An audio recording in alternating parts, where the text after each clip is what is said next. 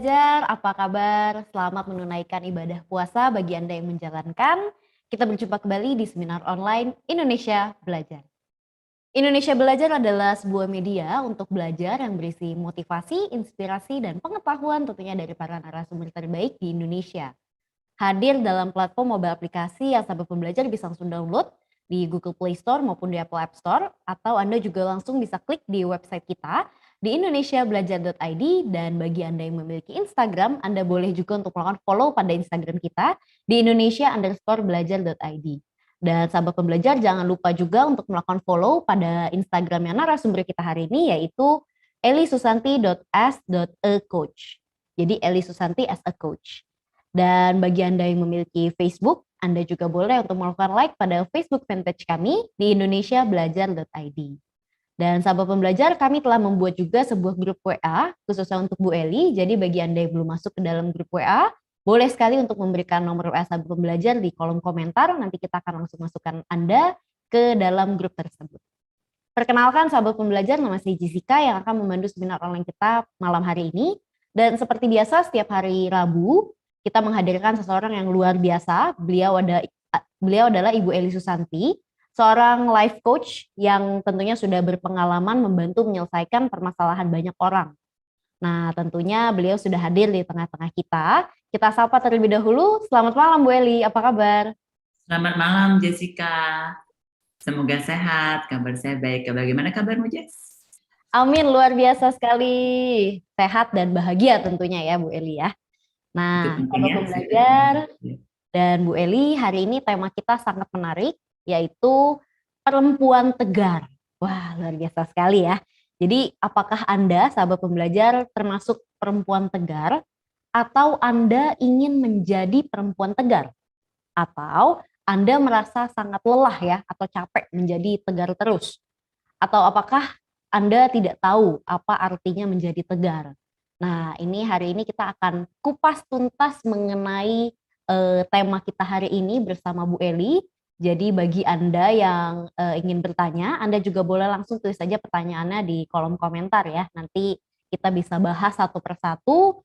Dan bagi Anda yang laki-laki juga jangan keluar ya, karena ini bisa menjadi ilmu dan juga inspirasi juga, walaupun tema kita perempuan.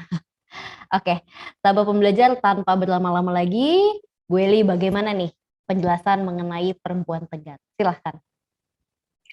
Oke, thank you Jess. Selamat malam semuanya yang udah biasa berjumpa. Selamat kita berjumpa lagi. Yang baru pertama kali, salam kenal. Saya Eli dan profesi saya sebagai life coach. Di 2 minggu sekali setiap hari Rabu kita akan ketemu. Saya lebih suka ketika kita bertemu itu lebih suka kita untuk sharing, kita diskusi, menanyakan permasalahan yang dihadapi sesuai tema. Saya sangat menyukai pertanyaan karena bagi saya itu akan sangat berhubungan atau relate dengan masalah yang Anda hadapin daripada Anda hanya mendengarkan saya secara satu arah. Jadi saya sangat menghargai kalau ada Anda bertanya. Setiap pertanyaan itu saya yakin akan menginspirasi orang lain. Ya, jadi jangan sungkan bertanya untuk peserta yang baru hadir malam ini. Dan teman-teman yang sudah biasa ikut, terima kasih untuk datang lagi malam ini. Oke, topiknya hari ini kita bicara tentang perempuan tegar. Nah, kira-kira apa yang ada di kepala sahabat Indonesia Belajar? Ini kita ngomongnya apa ya, Ji? Sahabat Indonesia Belajar? Sahabat pembelajar, Bu Eli. Oh, sahabat pembelajar. Jadi apa yang ada di kepalanya atau gambaran sahabat pembelajar tentang tegar. Menjadi orang tegar itu, menjadi perempuan tegar itu apa sih? Kalau menurut kamus, menjadi tegar itu berarti adalah kuat hati, teguh, kemudian apalagi tangguh, keras, kuat gitu. Nah, jadi itu kalau saya cari di kamus artinya tegar adalah orang yang tegar adalah orang yang kuat hatinya, orang yang tangguh, orang yang kukuh memegang prinsipnya. Nah, saya ingin tahu dulu nih dari teman-teman, dari sahabat pembelajar, apa yang ada di gambaran dari pengalaman, dari persepsi, dari asumsi tentang perempuan tegar. Kira-kira apa? Kuat, Bu. Kuat dalam hal apa ini? Kuat, wah saya tegar, Bu, karena saya tidak pernah menangis.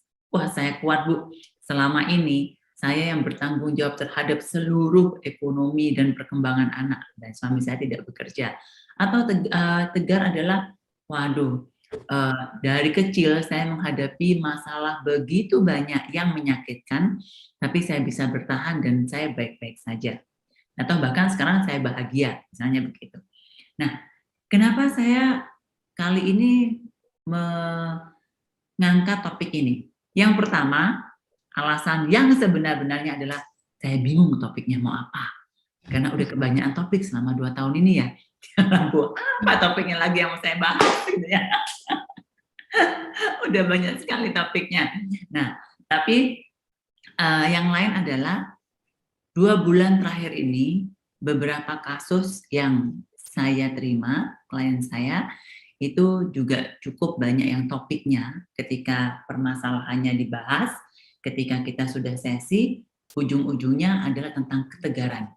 95% klien saya adalah perempuan ya. Laki-lakinya sedikit sekali. Biasanya kalau laki-laki itu hubungannya dengan karir, pekerjaan, goal hidup gitu. Tapi banyak sekali wanita-wanita ini yang perempuan-perempuan yang menjadi klien saya itu ujung-ujungnya tentang bagaimana mereka berhadapan dengan dirinya dan ketegaran. Ya, banyak juga. Nah, 2 bulan ini saya berhadapan dengan topiknya yang mirip. Contohnya salah satunya, saya punya satu klien yang dia anak bungsu, tetapi perusahaan keluarganya itu jatuh ke tangannya. Karena perusahaan ini jatuh ke tangannya, pemegang saham di perusahaan itu adalah seluruh keluarganya, termasuk orang tua, termasuk kakak-kakaknya, iparnya, tapi mereka tidak ikut bekerja. Ya. Yang bekerja si perempuan bungsu ini. Nah, di satu titik dia merasa lelah. Dia merasa buntu karena ketika pandemi kemarin perusahaan cukup berat jalannya, kemudian karena suaminya berada di luar negeri, berada di Australia, jadi susah sekali mau ketemu suaminya, tidak bisa bertemu kan, tidak bisa saling berkunjung. Yang biasanya 2 bulan sekali mereka bisa berkunjung 1 minggu, 2 minggu, gantian, ini nggak bisa ketemu selama hampir 2 tahun. Jadi bagi perempuan ini di titik tertentu merasa capek. Kok harus aku ya yang jadi penyangga rumah tangga? Kok harus aku yang menjadi bertanggung jawab terhadap keluarga besar? Kok harus aku yang bertanggung jawab dengan anak-anak karena pasangan berada di luar negeri gitu. Nah, di titik tertentu dia merasa capek menjadi wanita tegar, menjadi perempuan tegar. Nah, itu salah satu kasus. Dia ingin berhenti tapi tidak tahu caranya bagaimana berhenti menjadi tegar. Kayaknya udah dari dulu dia yang bertanggung jawab terhadap semua orang yang ada di sekitarnya dia. Nah, ada lagi satu kasus klien saya yang cukup tragis ya. Cukup tragis maksudnya selama pandemi itu dia anak orang yang cukup berada, tapi selama pandemi ini cukup tragis karena awalnya ayahnya meninggal, kemudian kakaknya yang pertama meninggal, kemudian ibunya meninggal. Selisih setahun gitu, kurang lebih ya, dalam pandemi ini. Nah, walaupun keluarganya itu punya cukup materi, tetapi karena dia juga anak yang biasa dihidupi dan hidup nyaman, dia tidak tahu bagaimana melanjutkan hidupnya. Oke, kita punya selingan suara gonggongan. Itu kesalahan bukan pada kondisi, tapi kesalahan pada telinga Anda ya. Nah, jadi kembali ke kasus yang saya hadapin, si perempuan ini, si anak ini, usianya baru 27 tahun, dia tidak tahu bagaimana harus berhadapan dengan hidupnya. Dia bilang gini ke saya, Bu, saya tahu saya harus tegar menghadapi semua kondisi ini, tapi saya tidak tahu caranya. Kok kayaknya saya ingin menyerah. Nah, jadi satu sisi, satu klien saya yang dia merasa di seluruh hidupnya, dia selalu menjadi wanita tegar dan dia ingin berhenti. Di satu sisi ada seorang perempuan yang selama ini hidupnya sangat nyaman, dia ingin menjadi wanita tegar, tapi dia tidak tahu caranya. Nah, ini kan contoh-contoh. Saya sangat yakin, sahabat pembelajar yang ada di sini, apapun profesinya, mau masih single, mau sudah berkeluarga, mau sudah punya anak jadi orang tua, pasti yang namanya perempuan pernah mengalami masa di mana merasa dirinya harus menjadi tegar. Iya Pak ya? Dipaksa oleh kondisi, karena sebuah kondisi, apapun alasannya, mau demi anak, mau demi orang tua, mau demi pasangan, mau demi apapun itu, yang namanya perempuan itu ada masa di mana merasa saya harus tegar. Saya harus tegar. Yang namanya perempuan itu saya sangat yakin pasti pernah ngomong gitu ke dirinya sendiri ketika menghadapi masalah. Nah, pertanyaan yang saya amati juga, dan saya ingin bertanya kepada sahabat pembelajar, ketika Anda ngomong gitu, saya harus tegar. Mudah atau tidak mudah? Tidak mudah. Tidak mudah. Ya, apa yang membuat tidak mudah? Biasanya yang membuat kita tidak mudah adalah kita merasa kita belum tegar. Kita merasa kita di posisi yang membutuhkan kekuatan jauh lebih besar dan kita memaksakan diri untuk tegar. Masuk akal nggak?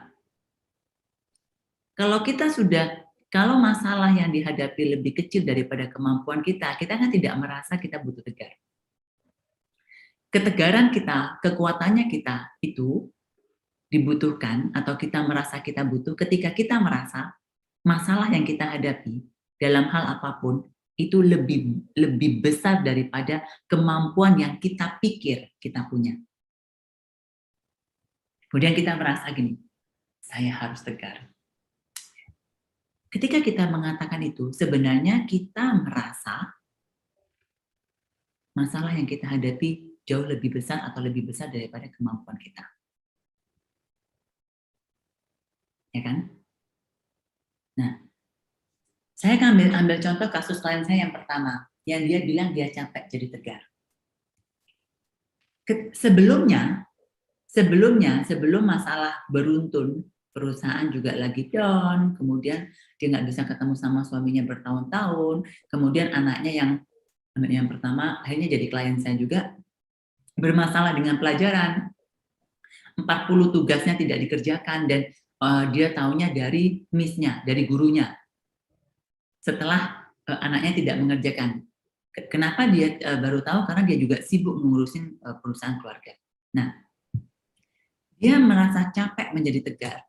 Di titik merasa semuanya bersamaan dan dia merasa tidak sanggup. Padahal kekuatannya dia berhadapan dengan anaknya, dengan keluarga besarnya, dengan kondisi suaminya yang di luar negeri, itu kan sama sebenarnya. Karakternya dia sudah kuat dari awal. Kalau karakternya dia tidak kuat, dia nggak mungkin bisa berhadapan dengan perusahaan yang karyawannya hampir 600, suaminya di luar negeri, anaknya 3, semua keluarga besar tanggungannya dia. Artinya ketegarannya dia, kekuatannya dia dari awal kan sudah ada. Tapi sampai di titik tertentu, dia harus ngomong, saya harus tegar. Artinya titik itulah dia merasa masalahnya lebih besar daripada kemampuannya. Bukan berarti kita tidak punya ketegaran itu. Bukan berarti kita tidak punya kekuatan itu. Kita sudah punya. Hanya kadang-kadang ada masa, ada titik tertentu, masalahnya kita rasakan lebih besar daripada kekuatan kita. Kekuatannya kita sama aja sebenarnya dari sebelum-sebelumnya. Bukan berarti kita lemah, bukan berarti kita tidak punya ketegaran. Ingat ya, hanya saat itu mungkin energinya kita turun, mungkin masalahnya yang biasanya 5, ini jadi 10 yang kita hadapin. Ya. Nah, maka di situ kata tegar muncul, kata kuat muncul. Padahal kalau kita renungkan, bukan berarti kita nggak kuat, kita sudah kuat dari awal. Ingat itu, kita sudah kuat dari awal, itu yang ingin saya tekankan. Nah, ketika kita ngomong kata tegar, Ada yang mudah menjadi tegar. Ada yang merasa tidak mampu. Ada yang merasa tidak tahu bagaimana caranya tegar. Ini berhubungan dengan karakter orang. Ada orang yang dilahirkan dengan karakter memang dia kuat secara alami. Ada orang yang dilahirkan dengan karakter kurang kuat. Yang saya katakan kuat itu determination. Determination itu apa ya? Kemauan untuk menyelesaikan masalah, kemampuan untuk bertahan, dan kekuatan untuk memegang apa yang dia inginkan. Nah, ada orang yang terlahir dengan karakter sangat kuat dalam hal itu. Tahu apa yang dimau, tahu bagaimana caranya berusaha, punya motivasi cukup tinggi, punya determinasi sangat tinggi, punya kemauan yang kuat. Tidak mudah menyerah sebelum sampai. Tapi ada orang-orang yang bahkan tidak tahu mau apa. Ada apa saja mengalir. Orang ke sana ikut, pasangan ke sana ikut, semua ikut. Ya, jadi saya tidak bilang mana yang benar, mana yang salah, mana yang lebih baik, mana yang tidak lebih baik. Tidak. Semua baik, semua benar. Ya. Hanya saja karakter ini membantu seseorang lebih mudah menjadi kuat atau menjadi tegar ketika dibutuhkan. Ketika dibutuhkan. Seseorang yang lahir dengan karakter kuat, belum tentu dia tahu bahwa dia kuat atau tegar karena kondisinya tidak mendukung. Maksudnya gimana? Contoh klien saya yang kedua yang tadi saya katakan. Yang cukup tragis, setelah ayahnya, kakaknya, ibunya meninggal, dia ditinggal dengan sebuah kondisi keuangan yang cukup sebenarnya, tetapi ini bukan soal uang, soal bagaimana dia berhadapan dengan emosinya, dia tidak tahu arah hidup, selama ini dia tahunya cuma sekolah, disediain kuliah. Kemudian setelah itu semuanya hilang gitu keluarganya. Walaupun dia punya uang, dia tidak tahu bagaimana menjalankan hidup. Nah, di kasus ini, kalau dia dilahirkan dengan karakter yang kuat, karakter kuat itu, determinasinya dia, ketegarannya dia itu yang memang dia bawa dari lahir, memudahkan dia menghadapi masalahnya. Dibandingkan orang yang tidak terlahir dengan karakter yang kuat. Tetapi bukan berarti tidak bisa loh ya. Kalau kita gini, kalau gitu Bu, saya kan karakternya nggak kuat ya Bu ya. Kalau saya punya masalah, saya nggak bisa tegar dong Bu. Jangan mikir begitu. Belum tentu Anda tidak punya karakter yang kuat, Anda punya masalah yang lebih besar daripada karakter Anda. Saya juga punya kok beberapa teman dan klien yang hidupnya tuh benar-benar mengalir. Punya tujuan apa? Nggak punya tujuan. Mau apa aja yang terjadi dalam hidupnya dia terima, dia mengalir. Kalau kita melihat dari kacamata seorang wanita yang kuat, wanita ini tidak ada kuat-kuatnya gitu. Apa aja yang terjadi dia terima, mengalir, kayak nggak punya tujuan, kayak nggak punya goal. Mau punya uang oke, nggak punya uang juga oke. Nah, profesinya guru yoga. Ada uang dia jalan-jalan, nggak ada uang juga sudah di rumah. Ada uang dia bisa beli sesuatu, nggak ada uang ya udah diem. Mau murid juga nggak cari gitu, muridnya datang sendiri, nggak ada murid ya udah diam aja nggak ngajar. Nah, kan kesannya dia tidak kuat kan? Kalau kita lihat dari sisi yang nggak bisa dong Bu, harus punya goal dong, harus punya tujuan. Kamu mau punya target berapa, punya murid berapa? Enggak, dia nggak punya uang juga nggak apa-apa gitu. Pertama kali saya bertemu dengan orang ini, bagi saya orang ini aneh, kayak nggak punya tujuan hidup.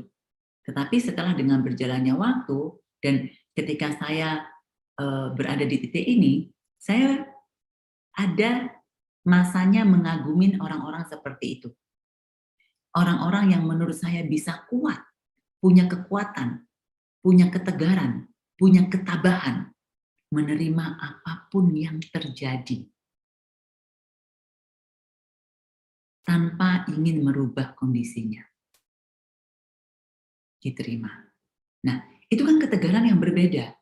Di satu sisi ada juga ketegaran yang orang bilang gini, ada masalah harus diselesaikan. Suami saya selingkuh harus dibenerin. Nah, ketegaran teman saya yang ini suaminya selingkuh, dia terima. Dia akan menunggu mau 5, mau 10, mau 15 tahun lagi suaminya untuk kembali dan dia menjalani hidupnya aja. Nggak komplain dia. Saya punya klien yang begitu, yang suaminya selingkuh sampai 7-8 kali dia tetap terima. Apakah itu dia menyerah? Menurut saya itu ketegaran yang berbeda. Tapi ada satu lagi ketegaran yang memperjuangkan bagaimana caranya ini kembali. Bagaimana caranya ini harus sesuai dengan apa yang dia inginkan. Maksudnya diinginkan nggak? Suami saya harus kembali, dia harus jadi suami yang setia, anak-anak butuh ayahnya dan segala macamnya. Ya, itu juga kekuatan ketegaran yang berbeda. Apa yang ingin saya sampaikan di sini? Yang ingin saya sampaikan di sini adalah saya percaya bahwa Anda, perempuan-perempuan yang ada di sini, itu adalah perempuan tegar dengan versinya masing-masing. Anda tidak perlu mencari ketegaran yang berbeda, karena ketika Anda bisa berada di Zoom ini bersama saya, mendengarkan saya, dan Anda masih baik-baik saja, maka saya tahu bahwa Anda adalah perempuan tegar. Masalah apapun yang Anda hadapi, Anda kuat dan masih ada di sini. Masih bisa dengerin saya. Ya, pesannya apa dari ini yang ingin saya katakan adalah jangan mencari ketegaran dengan versinya orang lain. Karena saya percaya Anda juga wanita tegar dengan versi Anda sendiri. Itu yang pertama. Nah, yang berikutnya saya ingin gini. Saya di sini ingin berdiskusi ya. Jadi apapun yang saya katakan, kalau teman-teman meragukan, tidak setuju, atau ada pertanyaan, silahkan ditanyakan. Karena saya ingin ada diskusi. Yang selanjutnya adalah, jangan terjebak dengan kata tegar. Saya capek, Bu, jadi orang tegar. Bagaimana, Bu, caranya jadi orang tegar? Saya nggak mau jadi orang tegar terus. Saya harus jadi orang tegar terus. Nah, jangan terperangkap dengan kata tegar. Kata tegar itu adalah sebuah konsep di mana dibutuhkan untuk menghadapi sebuah kondisi agar kita bertahan. Ada orang yang dalam hidupnya itu selalu banyak cobaan. Contohnya ya, dari kecil dia nggak punya, saya punya satu kasus yang menarik, baru saja kemarin. Seorang anak di umur 12 tahun, dia melihat orang tuanya bertengkar, hebat, dan ayahnya memukul ibunya, kemudian ayahnya pergi dengan wanita lain, dan meninggalkan hutang miliaran. Dia, ibunya dan kakaknya bekerja mati-matian selama 5 tahun untuk melunasi hutang ayahnya, yang hutang keluarganya, gitu ya. Di mana ayahnya bersenang-senang dengan orang lain. Ketika hutangnya lunas, ayahnya kembali. Ketika hutangnya lunas, ayahnya kembali. Nah, dia sangat membenci ayahnya. Tapi ibunya selalu bilang begini, tidak boleh marah dan benci kepada ayah. Karena bagaimanapun dia tetap ayah. Sesalah apapun dia kepada kita, dia tetap ayahmu. Itu perkataan ibunya. Kalau kita mendengarkan itu, kita akan bilang, wanita ini tegar sekali, ya kan? Perempuan ini tegar sekali. Ketika dia disakitin, dia harus memelihara anaknya dan harus melunasi hutang suaminya, sedangkan suaminya bersenang-senang dengan wanita lain, dia masih bisa ngomong gitu sama anaknya. Berkali-kali. Setiap kali ada masalah, dia melihat anaknya membenci ayahnya, maka anaknya akan dipanggil, dinasihatin lagi. Tidak boleh benci sama ayah. Dia hanya khilaf, dan dia tetap ayahnya kalian. Saya tidak tahu kalau misalnya itu terjadi sama saya atau terjadi sama kita di sini, kita bisa nggak seperti wanita ini? Saya nggak tahu. Nah, sekarang saya menceritakan dari sisi anaknya ya. Anaknya ini merasa ketika itu dia harus tegar untuk ibunya, untuk semua saudara-saudaranya. Pokoknya semua mereka saling tegar. Terus kondisi berubah. Keuangan sudah beres, hutang sudah dibayar, kemudian di titik tertentu ayahnya kembali. minta maaf dan segala macamnya, ayahnya ingin kembali kepada keluarganya. Nah, disinilah si anak itu tidak tahu bagaimana caranya melepaskan ketegarannya dia, kekakuannya dia, kekerasan hatinya. Kalau dengan versi saya mengatakannya begini, dia belum tahu caranya menggunakan ketegaran yang berbeda. Sebelumnya, ketika ayahnya meninggalkan dia, dan dia harus bekerja keras, mensupport ibunya secara emosi, saling mensupport secara emosi dan secara mental, dibutuhkan kekuatan dan ketegaran hati. Setelah kondisi keuangan selesai, ayahnya kembali, dibutuhkan ketegaran hati untuk memaafkan. Dan dia belum tahu caranya. Jadi, maksud saya gini, jangan terperangkap dengan kata tegar sebagai sebuah konsep, satu saja. Tegar artinya kuat, artinya kukuh, berpegang pendirian, tidak. Karena kata tegar ini hanya sebuah kata. Isinya ketegaran ini akan berubah sesuai kondisi yang Anda butuhkan. Mungkin tegar yang kemarin Anda butuh kuat, tidak menyerah, keras hati, tidak menggunakan perasaan, kalau perlu mati rasa. Karena itu ketegaran yang Anda butuhkan di saat itu. Dengan berjalannya waktu, ketika kondisi berubah, jangan-jangan yang Anda butuhkan ketegaran di sini adalah melepaskan mati rasa, melepaskan kekakuan, melepaskan keras hati. Yang Anda butuhkan sekarang ketegarannya adalah memaafkan dan menerima. Ya, itu maksud saya, jangan terperangkap dengan kata tegar dengan satu konsep yang Anda bawa dalam semua kondisi. Karena belum tentu itu yang Anda butuhkan. Belum tentu ketegaran itu yang Anda butuhkan. Nah, saya akan berhenti sampai di sini dulu. Saya akan membuka pertanyaan. Kalau ada yang mau bertanya, silahkan. Ada yang mau bertanya atau mau sharing, atau mau cerita, mau berbagi, silahkan. Oke.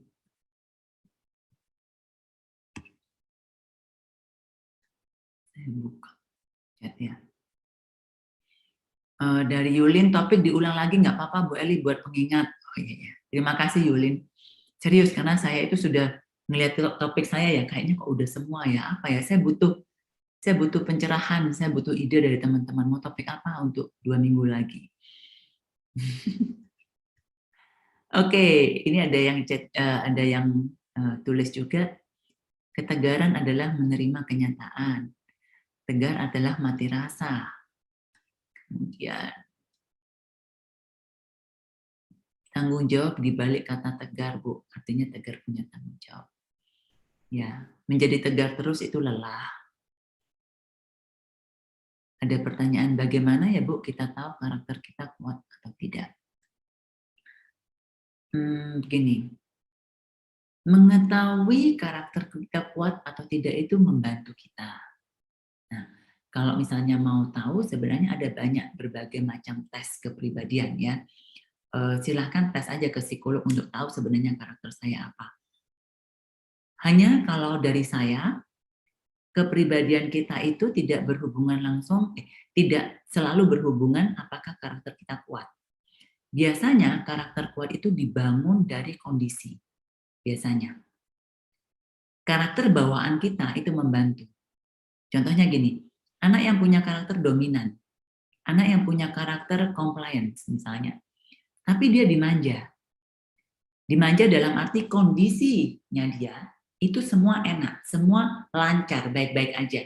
Dari keluarga yang berada, apa yang diperlukan selalu tersedia, anaknya juga cerdas, tidak punya masalah di sekolah, punya teman juga baik, semua. Jadi memang dia bisa dibilang tanpa usaha tuh hidupnya baik-baik aja. Nah, kita nggak tahu karakternya dia kuat atau tidak sampai ketika kita berhadapan dengan masalah. Yang dinamakan masalah itu tidak perlu juga selalu masalah besar. Kalau di anak-anak misalnya bermasalah dengan sahabatnya, bertengkar dengan temannya, berselisih dengan pendapat dengan orang tua atau saudaranya. Dari situ kita bisa lihat bagaimana caranya dia menyelesaikan masalahnya. Bagaimana dia mempertahankan prinsip atau pendapatnya. Nah, tetapi ingat, kata kuat tidak selalu identik dengan ngotot.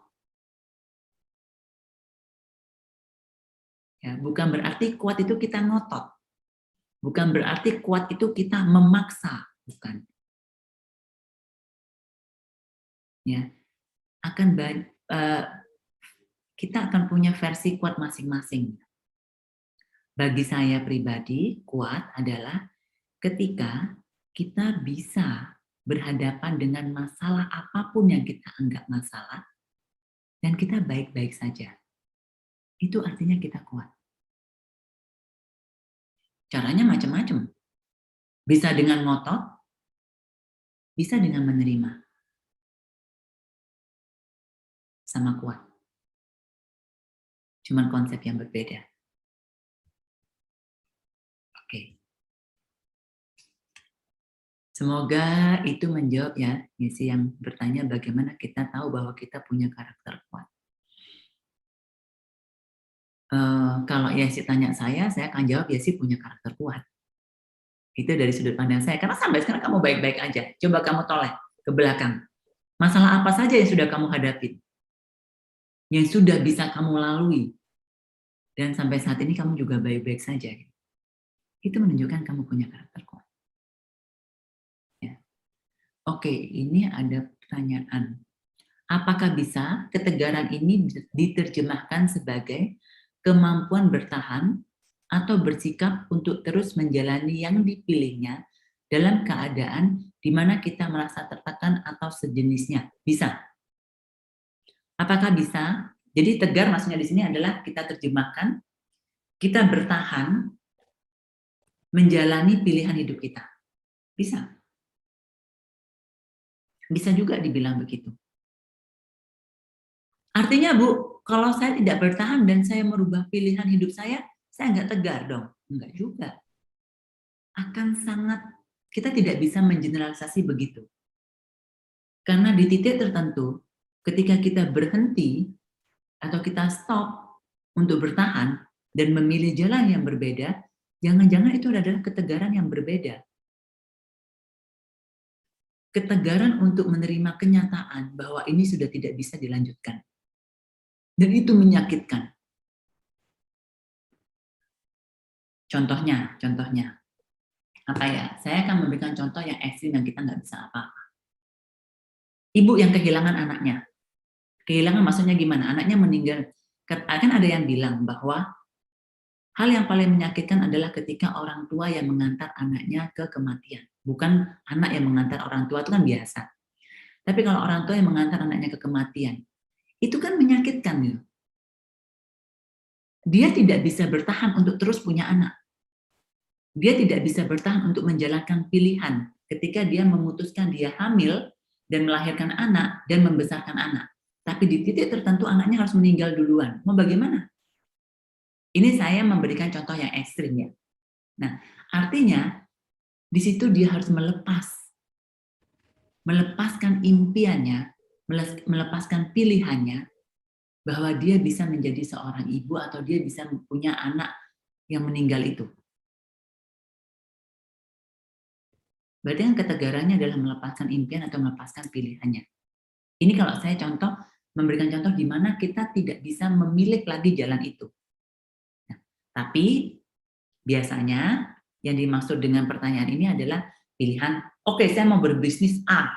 Misalnya saya mau berbisnis properti. Di titik tertentu kayaknya pengen menyerah gitu. Mau ganti bisnis yang lain deh. Kok kayaknya saya nggak sanggup ya gitu. Nah, apakah ketegaran itu artinya kita bertahan terhadap pilihan kita ini? Jawabannya bisa ya. Kalau memang kita tahu bahwa kita masih punya kemampuan, kita masih bisa memperjuangkan, dan kita bertahan di sana, apakah itu artinya ketegaran? Ya bisa. Walaupun banyak tekanan, walaupun banyak halangan, walaupun banyak hambatan. Atau misalnya gini, contoh yang tadi, Suami saya selingkuh, Bu. Apakah saya harus bertahan atau tidak? Bertahan demi anak-anak, apakah itu artinya ketegaran? Jawabannya bisa ya.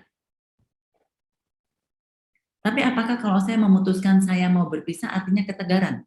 Jawabannya mungkin juga bisa ya.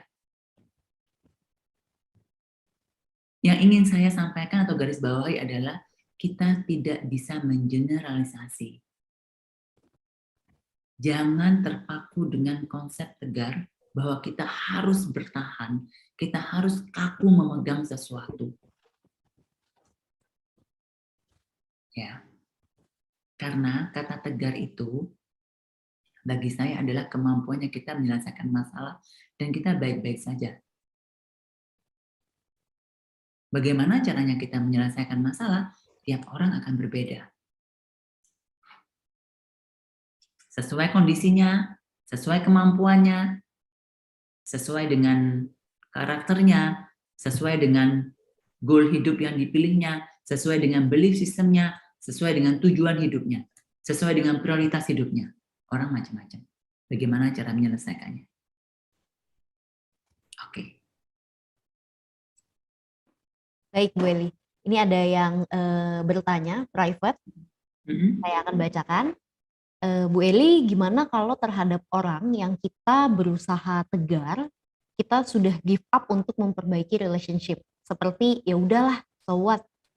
Tapi sebetulnya dalam hati itu seperti ada konflik batin. Silahkan Bu Eli. Oke, saya coba memperjelas pertanyaannya ya. Jadi sebenarnya sudah kepingin menyerah. Cuman di dalam hati itu nggak yakin. Beneran menyerah apa enggak ini?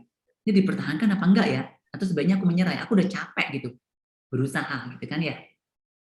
Nah, jadi konflik batinnya apa dulu? Mau menyerah atau tetap bertahan? Dan di sini bertahan diasumsikan bahwa itulah tegar. Apakah benar pertanyaannya begitu ya maksudnya? Ya, Bu. Nah, jadi kalau memang itu maksudnya adalah yang pertama, tentukan dulu maunya apa. Mau bertahan atau tidak, bingung itu biasa. Biasanya orang tidak tahu mau menentukan mau bertahan atau tidak, karena dia tidak tahu apa yang dia mau tuju, apa yang dia mau capai dalam hidup ini. Misalnya gini, saya mau menyerah dalam relasi ini karena saya udah nggak kuat, rasanya capek banget. Gitu. Tapi di satu sisi kalau saya menyerah kan kasihan anak-anak. Gimana dong anak-anak? Nah, sekarang gini, prioritasnya apa untuk diri kita? Kalau ngomong kasihan anak-anak, saya akan bertanya, apakah ketika Anda bertahan, anak-anak Anda akan lebih baik? Apakah ketika Anda mempertahankan relasi ini dan berjuang, emosi Anda lebih baik? Nah, kalau Anda memang ingin bertahan dan berjuang demi anak-anak, maka berjuanglah dulu agar Anda bisa jadi orang yang baik atau ibu yang baik, ayah yang baik untuk anak-anak. Terlepas relasi Anda dengan pasangan seperti apa. Karena alasan bertahan adalah anak-anak ya. Nah, kalau Anda mau give up, mau menyerah, Anda harus tahu alasan menyerah, dasar menyerahnya apa. Saya mau menyerah karena demi anak-anak juga gitu. Misalnya. Biasanya orang bingung bukan soal tegar atau tidak tegarnya. Tapi dia tidak tahu apa yang benar-benar dia mau pilih dengan semua konsekuensinya. Saya sering sekali mengatakan begini, sebuah pilihan itu bukan urusan benar atau salah. Tetapi pilihan itu adalah tentang bagaimana kita menjalankan konsekuensi dari pilihan kita. Kalau dihubungkan dengan topik kita malam ini adalah, ketegaran itu adalah bagaimana kita mampu menjalani konsekuensi dari pilihan kita yang akan kita pilih atau yang sudah kita pilih. Kemampuan kita untuk berhadapan dengan pilihan atau kondisi yang sedang kita hadapi.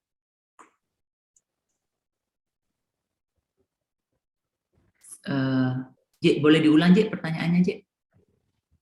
Pertanyaannya adalah, bagaimana kalau terhadap orang yang kita berusaha tegar, kita itu sudah give up untuk memperbaiki relationship. Seperti, ya sudahlah, so what? Tapi sebetulnya dalam hati itu seperti ada konflik batin. Oke. Kalau dalam hal ini, mau give up, ya sudahlah, so what? Saya memberikan sebuah inspirasi ya. Coba direnungkan aja. Ketika kita bilang ya sudahlah, so what? Maka ketegaran yang Anda butuhkan adalah menerima kondisinya tanpa merubah apapun. Terima dia apa adanya. Terima kondisi relasi Anda apa adanya. Bukan give up dengan ya sudahlah, so what? Tapi bagaimana saya bisa menerima bahwa relasi ini seperti ini.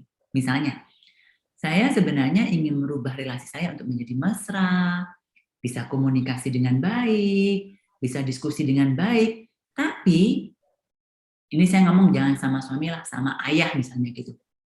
Ayah saya tuh orangnya pemarah, nggak bisa diajak diskusi, omongannya menyakitkan, gitu. Kok kayaknya saya nggak ada benernya, semua apapun yang saya lakukan dikomplain. Udahlah, saya give up lah. Saya nggak bisa lagi ngomong sama ayah saya. Nah, mungkin ketegaran yang kita butuhkan sekarang adalah menerima bahwa itulah ayah kita, itulah ayah saya. Ternyata saya tidak bisa atau belum bisa mempunyai relasi dengan ayah seperti yang saya inginkan. Mungkin ketegaran itu yang Anda butuhkan saat ini. Bukan menyerah, tapi kata tegarnya isinya berbeda.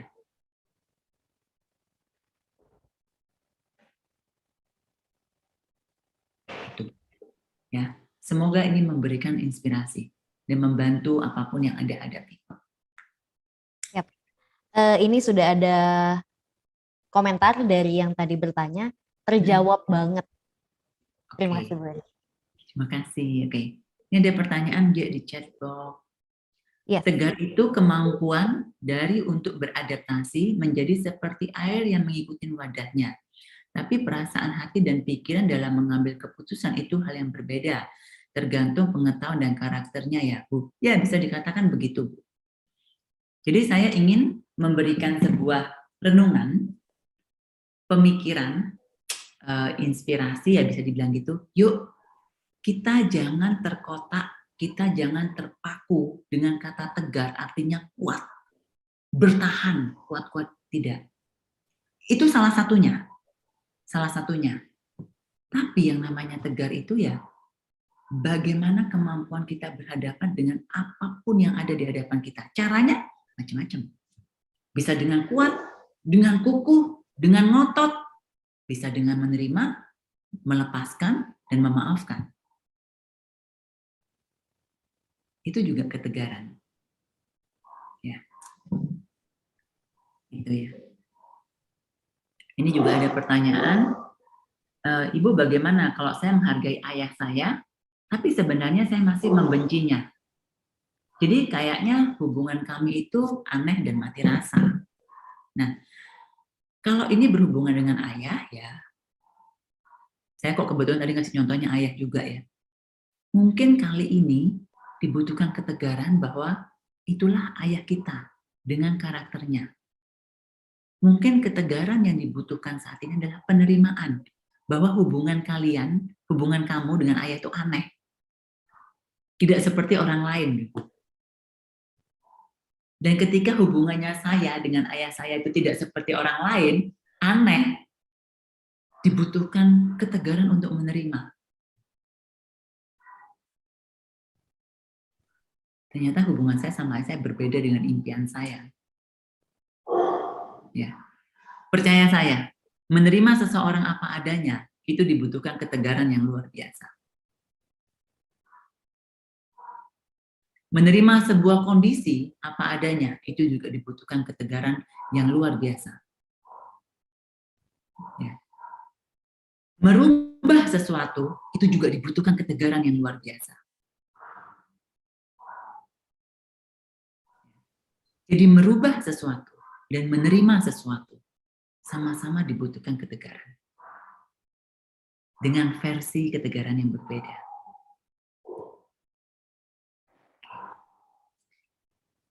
Jadi semoga membantu ya dari yang bertanya tadi. Oke, saya ingin ada yang sharing dong. Ada mau yang sharing nggak? Tentang apa artinya tegar buat sahabat pembelajar di sini. Setelah mendengarkan saya bicara kurang lebih 50 menit. Saya ingin mendengarkan dari teman-teman sharing. Ada yang mau sharing nggak tentang tegar? Atau menjadi tegar?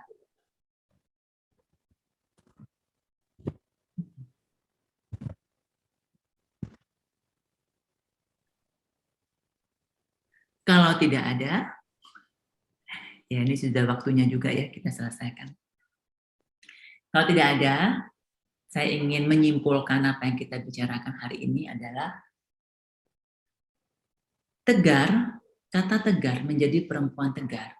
Itu adalah sebuah konsep yang kita pakai agar kita menjadi lebih kuat. Tetapi jangan terpaku dengan konsep tegar yang kita pegang saat ini. Bisa saja, jangan terpaku dengan konsep tegar yang kita pegang saat ini ataupun sebelumnya di masa lalu, di tahun-tahun kemarin. Jangan-jangan di masa depan, besok, lusa, atau minggu depan, kita membutuhkan tegar yang berbeda. Kalau dulu, saya butuh tegarnya ngotot, berjuang dengan sepenuh hati, teguh, tidak tergoyahkan. Mungkin saat ini, saya butuh versi tegar, melepas atau memaafkan. Ya, karena ketegaran artinya adalah Anda punya kemampuan untuk berhadapan dengan situasi yang Anda hadapi sekarang. Sekarang yang ada di hadapan Anda. Bukan yang lalu. Jadi bisa saja ketegaran yang Anda butuhkan berbeda. Semoga ini bermanfaat. Semoga bisa menjadi perenungan. Dan kita akan berjumpa lagi 2 minggu lagi. Saya kembalikan ke Jessica. Terima kasih Bu Eli, luar biasa sekali inspirasinya kita hari ini. Semoga sangat bermanfaat untuk para sahabat pembelajar ya. Nah, tadi Bu Eli sudah melakukan closing statement lah ya, istilahnya kesimpulan. Terima kasih sekali Bu Eli atas hari ini. Dan saya ucapkan juga bagi sahabat pembelajar, terima kasih yang sebanyak-banyaknya. 2 minggu lagi kita akan berjumpa kembali dengan Bu Eli, tentunya dengan tema yang tidak kalah menarik dari hari ini. Dan bagi Anda yang belum masuk ke dalam grup WA, saya akan ingatkan bagi sahabat pembelajar untuk masuk ke dalam grup WA dengan cara memberikan nomor WA sahabat pembelajar di kolom komentar. Nanti kita akan langsung masukkan ke dalam grup WA. Dan mungkin dijelaskan aja, manfaat dari grup WhatsApp itu sebenarnya kita bukan diskusi, tapi teman-teman yang masuk di grup WhatsApp itu tidak perlu mendaftar. Karena di grup itu nanti setiap Rabu, setiap sebelum acara akan diberitahu topiknya apa, kemudian setiap hari Rabu akan langsung dibagikan linknya di sana. Jadi nggak perlu daftar gitu maksudnya. Yap, betul sekali Bu Eli, terima kasih. Jadi seperti itu sahabat pembelajar, jadi boleh sekali untuk memberikan nomor WA sahabat pembelajar. Dan saya ingatkan juga kepada sahabat pembelajar, kita punya YouTube-nya Indonesia Belajar, sudah ada beberapa edisi dari Bu Eli yang juga sudah masuk ke dalam YouTube-nya kita, yaitu Indonesia Belajar Official. Jadi sahabat pembelajar bisa melakukan reka ulang di dalam YouTube itu, boleh di-subscribe dan juga di-like. Oke, baik. Terima kasih yang sebaik-baiknya Bu Eli. Terima kasih juga sahabat pembelajar. Saya Jessica dan tim Indonesia Belajar mohon undur diri. Kita berjumpa lagi 2 minggu lagi. Stay safe and stay healthy. Terima kasih. Terima kasih semuanya. Saya terbuka untuk ide topik ya, 2 minggu lagi yang ada di grup. Silahkan. Selamat malam semuanya. Hai.